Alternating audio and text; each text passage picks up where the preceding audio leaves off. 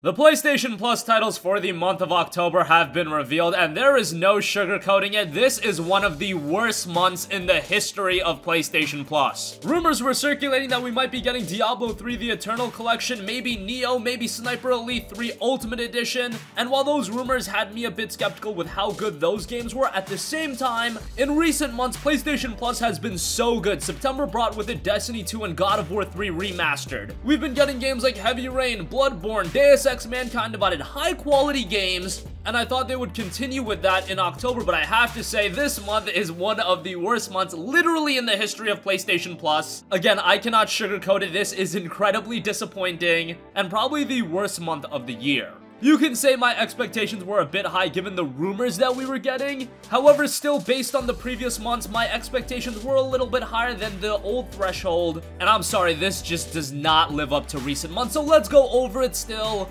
First up, we are getting Friday the 13th, the game, which I do like because it is a multiplayer title. However, Friday the 13th was a game that was not received well at all. This is a game that on Metacritic is currently sitting at a 61. It went through a lot of development turmoil. A lot of the post-game content had issues. And earlier, actually yesterday, it was announced that Black Tower Studios are taking over as the new developer partner for the game. I guess they had some financial issues, and at the very least, to spike the player base of Friday the 13th, the game, offering it as a PlayStation Plus title isn't a bad idea, but as far as being a quality game itself, you definitely can't say that about Friday the 13th. It's a game that people probably are going to check out, but at the same time, I foresee a lot of people getting turned off by it rather quickly, and then just moving on from it right away. So as far as Friday the 13th goes, I guess it's alright as a multiplayer title, but this is being presented as that banner headlining game for the Plus lineup, and this just does not hold a candle to some of the other games I mentioned. Again, when you look at a month like March where we had Bloodborne, January we had Deus Ex Mankind Divided, we've had games like God of War 3 Remastered and Destiny 2.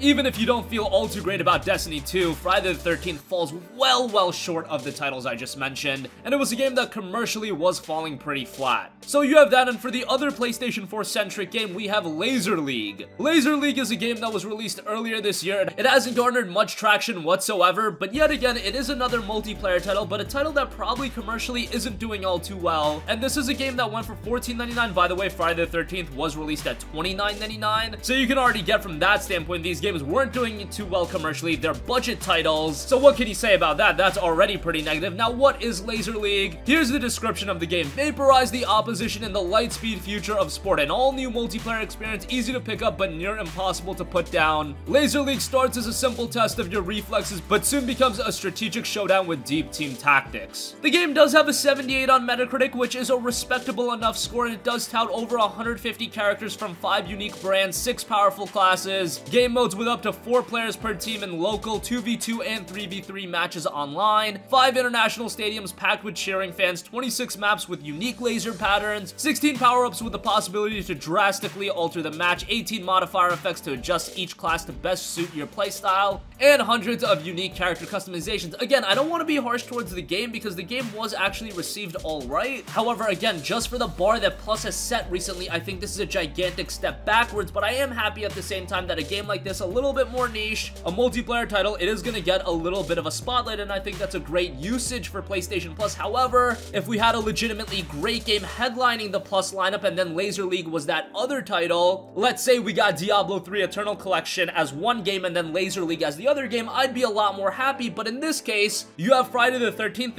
a game that wasn't received all too well, a game that really doesn't hold a candle to the previous Plus games, and then you are rounded out with Laser League. That is a recipe that's just going to lead to disappointment, and that's why I'm disappointed by the offering of Laser League. It's not the game itself. As a secondary or tertiary title, it's fine, but you don't have that banner game where Laser League just acts as a supplement. Now, we do have a couple of other games that I do want to go through quickly. They're still offering PlayStation 3 and PlayStation Vita games, and one of the PS3 games and both of the Vita titles are cross-buy with PS4, so you'll get it on the PlayStation 4 as well. The PS3 loan title, so this is only playable on the PS3, is Master Reboot. Game goes for $6.99. It's touted with an intriguing storyline, a psychological adventure game action, and a dynamic atmospheric soundtrack. It's a PS3 exclusive game. I don't know how many of you guys are still booting up your PS3, but there you go. You can check out Master Reboot. The other PS3 game that will be playable on the PlayStation 4 is The Bridge, a 2D logic puzzle game that forces the player to reevaluate their preconceptions of physics and perspective. It's described as Isaac Newton meets MC Escher, and you can manipulate gravity to redefine the ceiling as the floor while venturing through impossible architectures. It also has 48 thought-provoking puzzles, each unique from the rest, all requiring an innovative solution. So again, another outlier of a game, a tertiary title, it's fine as that. The two Vita games really aren't anything to write home about. You've got Rocketbirds 2 Evolution. This actually does look like a little quirky game. You assemble a strike force of great magnitude and go on rescue missions behind enemy lines in a game that's 1 to 4 player drop-in, drop-out, online and offline. So I guess as another multiplayer title, I've been vocal about the fact that Plus offering multiplayer experiences, that's a thumbs up, because then you can get a squad of buddies to pick up the game, no problem. But as far as a game that you're going to invest a significant amount of time into, I don't really foresee Rocketbirds 2 Evolution being that. And lastly, this game will also be playable on the PlayStation 4. That is 2064 Read-Only Memories. Now this game actually does look rather interesting. I don't know too much about it. This is a game that I've never heard of, but based on just looking at the visual style, looks like a rather interesting game. It's described as a cyberpunk thriller that explores the social challenges of tomorrow through classic adventure gaming. A journalist turned detective teams up with Turing, the world's first sapient machine, to unmask a conspiracy that will shake the foundations of Neo San Francisco.